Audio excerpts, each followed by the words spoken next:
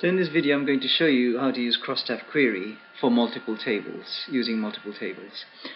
In order to understand how we can use Crosstab Query, I need to show you a design first in the database tool, the relationship between the customers and the products. So one customer can order many products, and one product could be ordered by many customers. But in any case, we're going to design a query where, supposing we want our customers to be grouped by customer invoices grouped by cities.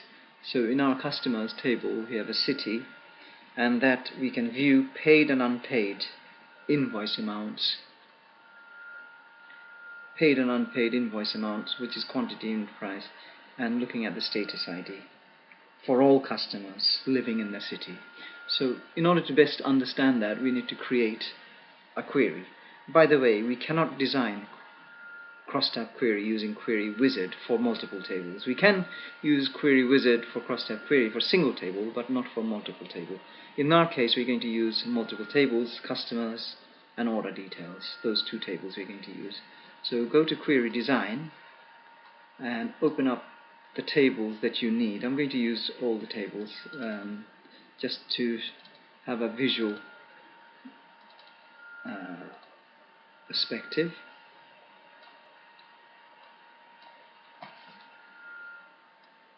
Of what we are doing. So I'll just reorder this for the moment. And so we're just designing query at the moment, not Crosstab Query. So we want the city, double click on there, and we want the quantity, unit price and the status ID. If I just show you what we mean. So we have the city appearing several times, New York, New York, New York, Las Vegas, Las Vegas, and so on. Several places as well, some of them paid, some of them unpaid, and so on. So at the moment is a very confusing presentation.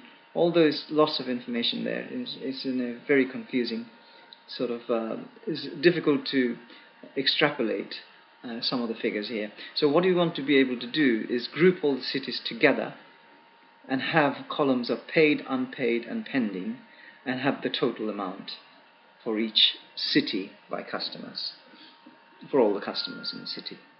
So let's go ahead and do that. So go to Design View again and watch these columns show criteria and so on. As soon as I click on Crosstab. So as soon as you click Crosstab, in the ribbon we have Crosstab here. So what do we want to do? Show we don't need the quantity here, we don't need the price. Cut, and we're going to use status ID later, but we'll insert a field here which is the total. So we're going to right click, zoom and work out the total. Here the total we're going to calculate is quantity, Quantity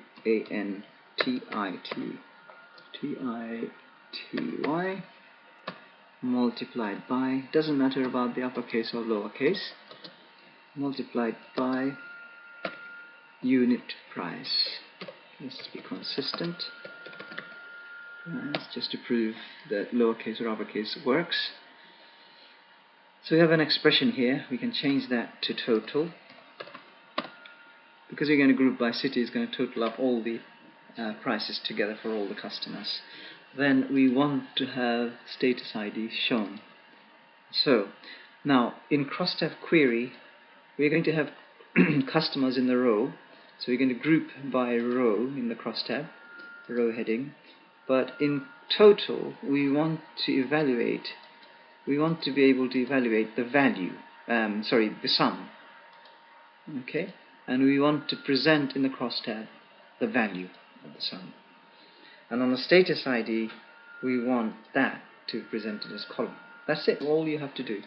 Right click and datasheet view, and you can see the paid amount, pending, unpaid. So it's now a much better way of presenting all the data together. Because we can group, we can see the view, we can view it in a very particular way. And obviously we need to rename this.